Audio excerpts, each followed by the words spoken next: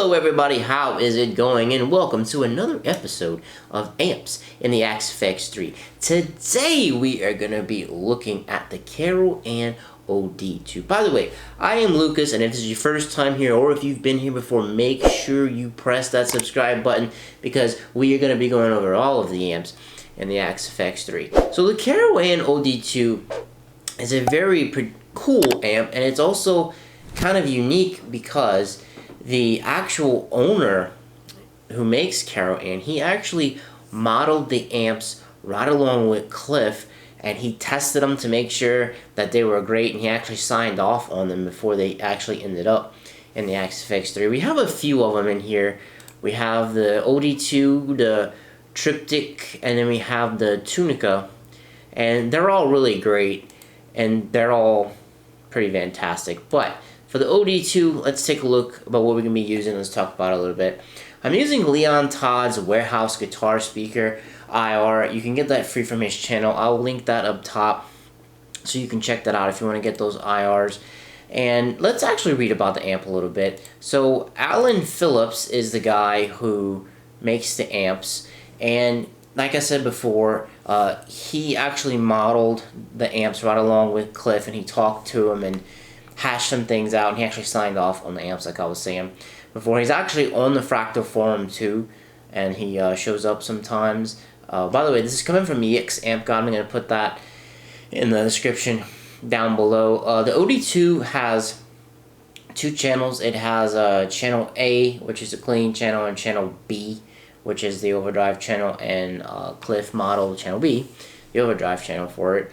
And here's some useful information from Cliff. He says the input drive increases the gain amount as you roll a knob clockwise. The gain increases and the tone is shifted from treble to upper mid emphasis, which produces an upfront sparkling tone, to a lower mid and bass emphasis, which is thick and meaty. So this amp is sort of, it's kind of based on like a hot rodded Marshall, I guess you could say. It has that flavor, and it's classified as a D-style amp, which is like a Dumble type of amp, but I find that this amp is way more snarly and aggressive than a lot of the hot rodded Marshalls that I've played in the Axe FX3. This one just has this it's very clean and nice, and it's just very snarly.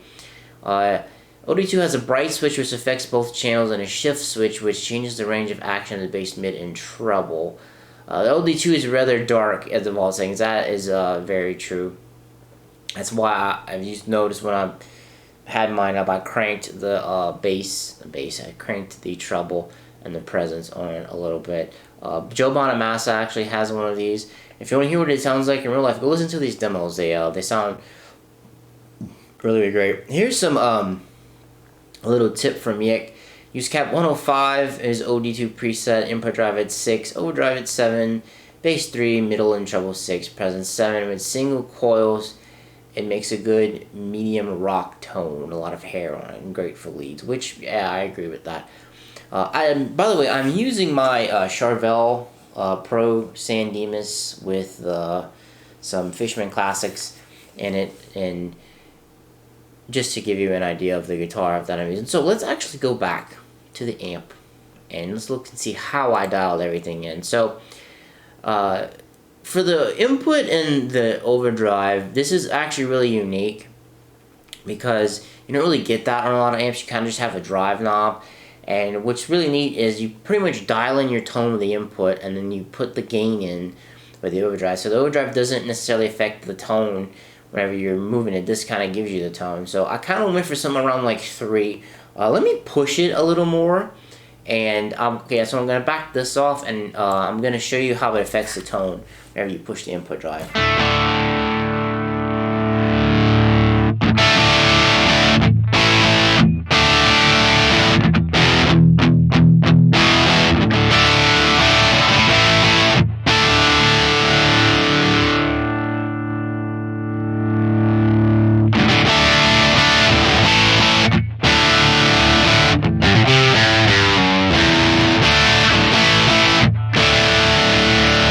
So, I mean, you can really dial in the tone any way that you want, really. Another cool thing I like about this amp is it cleans up really well. So this guitar kind of sucks at that when I was doing it with my Strat, it gives you this really, really nice clean tone. Let's see if I can at least halfway ask it there.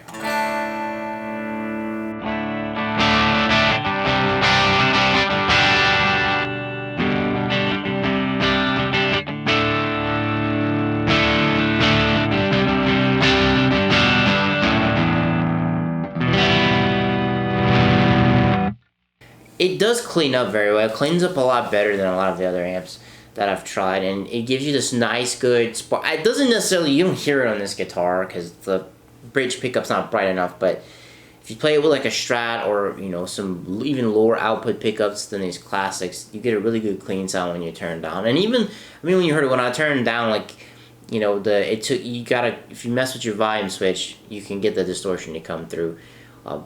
Cut some bass and some mids, put up the treble and the presence. I just left the massive volume at right around 4. Dialed everything in on authentic. I didn't put a drive on it. I mean, you can definitely put a drive on it if you want to get rid of some of those mids. I didn't mess with anything in any of the speaker drives, nothing in input. For output, I cut a little bit of mid just to kind of clear stuff up. Let me let you hear what it sounds like with EQ on and off.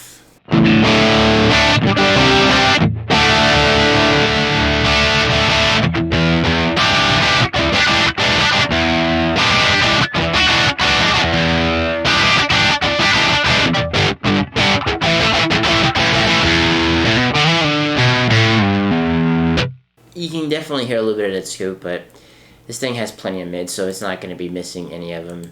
And that is really it from the amp side of things. Going to the cab, this is where my proximity and smoothing is. Preamps changed that to high quality. I just put a little bit of room air in it, and that's really it. This amp is really, really, really good. It's good for if you kind of, you know, you want like a rock tone kind of, or even if you want a blues tone, you can definitely kind of get like a John Mayer Tri type of tone from it. You can definitely get that.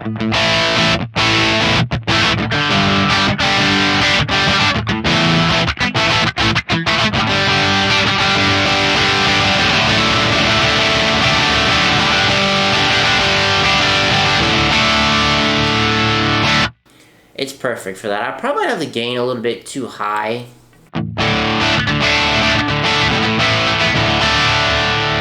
What I really like about it is it feels more responsive than a lot of the other amps that I've messed with. I don't know if that's in my head, but it just kind of feels that way. And I know a lot of people who own Axes like this, and because they like it so much in the Axe-Fx, they went out and they bought the real amp. And I think it's really cool that Alan worked with Cliff and he signed off on the amp to be in here. I just think that's really cool when amp manufacturers work with you know, people who build modeling amps to get them right, because you know, if an amp is really good, it's gonna make it into a modeler. That's kind of how you know if you've made a great amp, it's gonna make it into a modeler. But enough about me and my opinions. You guys use the Caro-Ann in your patches. Let me know some of your tips and tricks in the comments down below. Hey, if you thought this video was cool, leave me a like. Don't forget to subscribe because we're gonna be going through all the amps in the Axe-Fx 3. And as for me, I'm gonna have to be out. Peace.